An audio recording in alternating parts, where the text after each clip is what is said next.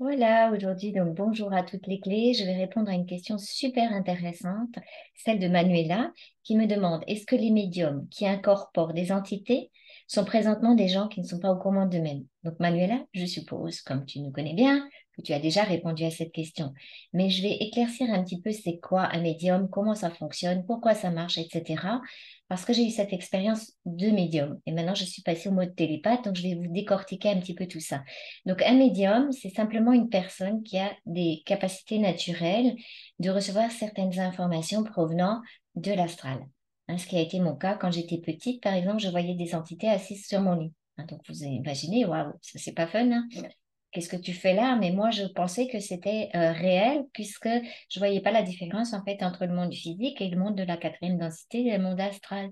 Donc, je pouvais discuter avec ces entités. L'avantage, c'est que j'ai pouvais aussi également percevoir les êtres de la nature. Ça, c'est déjà un peu plus fun. Mais je conseillerais à personne. Pourquoi? Parce qu'on va taper directement dans l'astral. Donc, un médium, c'est un canal, en fait, effectivement. C'est une personne dans ses corps. Il y a certains accès plus faciles pour la quatrième dimension qui est de l'astral. Alors, moi j'ai été attirée pour m'entraîner hein, avec le spiritisme, tout ce qui était invisible, ça me passionnait. Donc le spiritisme, ça je vous déconseille fortement. Pourquoi? Parce que ça va attirer toujours le bas astral. Hein. Donc c'est toujours comme ça. Parce que imaginez que si vous êtes un canal qui est ouvert vers la quatrième densité, c'est pas des entités très évoluées qui vont se présenter à vous. Et en plus, pour passer à travers vous, et en plus pour se densifier dans vos corps, hein, ça on en parlera encore tout à l'heure, mais c'est vraiment des entités qui sont proches du plan de la troisième densité. Donc, c'est pas des entités qui sont parties parce qu'elles étaient éveillées en conscience, qui ont remonté les plans de lumière. On est bien d'accord avec ça. Alors, le spiritisme, je vous le déconseille fortement. Parce qu'en plus, en session, on a vu qu'on pouvait s'accrocher pour plusieurs vies avec des entités. Et puis, c'est pas très intéressant d'avoir des liens avec ces entités. C'est pas du tout le but, hein. Et pourquoi on n'a pas de discernement à ce niveau-là? Ben parce qu'on n'est pas centrique, parce qu'on n'est pas sur son propre rayon. Tout simplement, on en revient toujours au même. Donc, on se fait balader. Hein, vous pouvez avoir une entité qui vient vers vous. Alors, si vous êtes médium et que vous avez arrêté le spiritisme, mais que vous commencez à percevoir d'autres entités, ils vous lisent. Donc, si vous êtes intéressé, par exemple, comme moi je l'étais, par les galactiques, bon, eh ben quoi? Qui c'est qui va se présenter à vous? Ben, un galactique que vous allez percevoir dans vos yeux, que vous allez voir avec ce canal ouvert et qui va se présenter à vous en vous parlant, en vous disant, ben, je vais t'aider puisque tu es intéressé par ça. Ils lisent tout. Est-ce que vous voulez être une meilleure personne? Est-ce que vous avez envie de communiquer avec les galactiques? Est-ce que vous voulez savoir d'où vous venez? Donc, ils vont vous donner de l'information. Et ils ont de l'information, plus que vous, puisqu'ils sont juste sur le plan d'au-dessus, donc ils voient les choses par au-dessus. Donc c'est très facile de vous lire et de vous balader. Hein, donc c'est pas un pléiadien qui va venir, c'est pas des pléiadiens qu'on canalise, c'est pas des vénusiens qu'on canalise ou des syriens ou peu importe l'endroit qu'on a envie de visiter. Hein, c'est toujours des entités de l'astral. Pourquoi? Parce que les vrais pléiadiens, les vrais, ils n'ont aucun intérêt à venir vers vous, à descendre dans ces plans. Ils sont déjà sur des plans beaucoup plus élevés. Ils attendent que, en plus, ils respectent l'évolution de l'humain, donc ils vont attendre que vous-même vous élevez vos fréquences et vos vibrations pour un jour pouvoir être en télépathie avec eux. Mais à aucun moment ils vont vous dire, tiens, bah, je vais t'accompagner, je vais me passer pour un guide. C'est ça le danger. C'est quand on est médium, bah, ils vont toujours se faire passer pour nos guides. Waouh! Et on n'a aucun discernement puisqu'on n'a pas récupéré en fait notre centricité et on ne sait pas sur quelle fréquence nous vibrons intérieurement, sur quelle fréquence est notre rayon. Donc toutes les portes sont ouvertes. Ces entités-là se permettent même parfois de dire bah, je vais utiliser tes propres cordes vocales hein, pour parler. C'est ce qui m'est arrivé. Hein, donc je prêtais mon corps physique à cette entité qu'on appellera le Grand Bleu, dont je vous parlerai pas plus, parce que ça a été toute une aventure. Et pour se défaire de ça, ceux qui veulent regarder nos conférences, vous verrez un petit peu à qui on a affaire. Donc voilà, ils rentrent à l'intérieur, ils vous dégagent de vos propres corps, et du coup, ils prennent leur place. Alors, il faut savoir que les corps, le corps de cinquième race racine, celui que nous habitons, par sa structure même, il a été fabriqué pour nous couper de notre lumière, c'est comme ça, et il a des imprégnations avec les plans astraux, c'est comme ça, et c'est à nous de nous en débarrasser au fur et à mesure qu'on devient plus intelligent, plus vibratoire, et qu'on avance en fréquence, et qu'on comprend comment ça fonctionne ici. Donc le corps mental cognitif va être naturellement tourné vers l'extérieur, mais si on est médium, il est naturellement tourné vers la quatrième densité, donc vers l'astral. Hein? Alors on est tout fiers, tu sais, on a le troisième œil qui est ouvert. Waouh! On voit plein de choses. Ouais, mais on ne sait pas du tout ce qu'on voit, et ce qu'on voit, c'est pas du tout la réalité. Et les êtres qu'on a en face de nous nous baladent, nous promènent avec toute l'information qu'ils lisent de nous. Ah, ça, c'est pas intéressant du tout, parce on va s'y perdre. Hein. Moi, ça m'est arrivé, je me suis perdue là-dedans, hein, jusqu'à presque mourir parce que j'étais plus moi-même. Hein, imaginez, on n'est pas aux commandes de son corps, on n'est déjà pas comme ça. Alors si en plus on ouvre toutes les portes, alors les médiums se font comment dire, ça fait plaisir à l'ego. Voilà, c'est ça que je cherchais.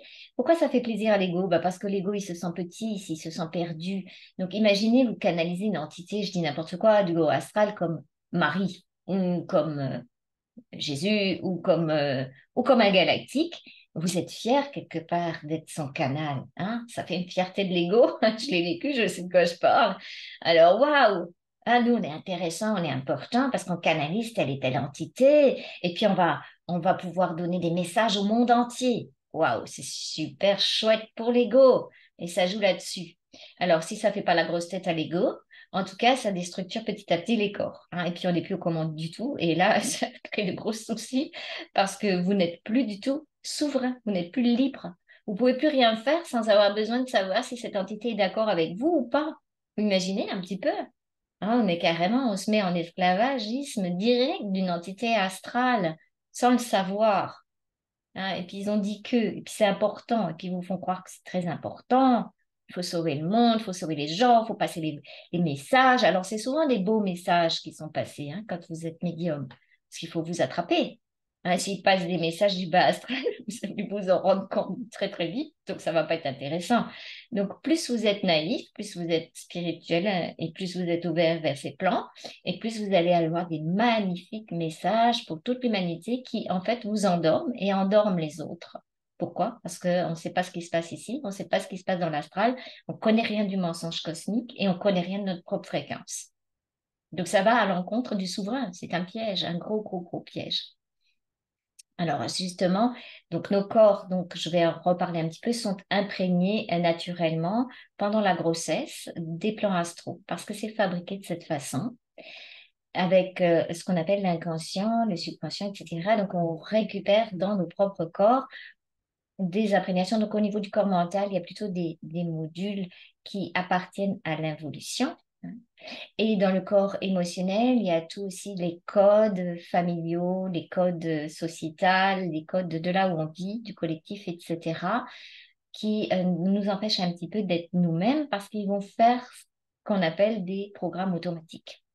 Donc tout ça, plus on avance vers sa souveraineté, plus on avance vers nous-mêmes, plus on comprend ces modules. Donc si ça vous intéresse, ça c'est en session avec moi, hein, parce que ça, quand on touche au module du corps mental, c'est tout un challenge.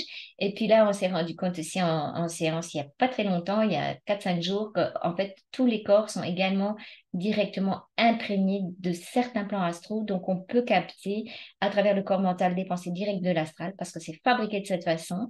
Et du coup, bah, les plans le corps, par exemple, émotionnel qui vient après le corps mental, donc fonctionnent ensemble. C'est aussi une région de l'astral et on va capter l'énergie émotionnelle qui va avec. Puis il y a des implants dans ce corps qui sont fabriqués de cette façon-là pour récupérer ces énergies. Et la plupart du temps, ça peut créer aussi en nous beaucoup d'angoisse, de peur, etc. Donc les modules du mental, c'est souvent basé sur les peurs, les limitations.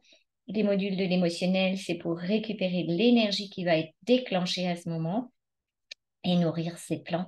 Donc ça, c'est inhérent à notre corps. Donc c'est à nous d'apprendre, hein, je vous l'ai déjà dit, à repérer les énergies, à repérer les pensées qui ne sont pas les vôtres si vous n'êtes pas branché sur votre intelligence de votre présence, donc du cœur si vous préférez, non pas de façon naïve, mais de façon intelligente, donc de façon de la présence, de façon centrique.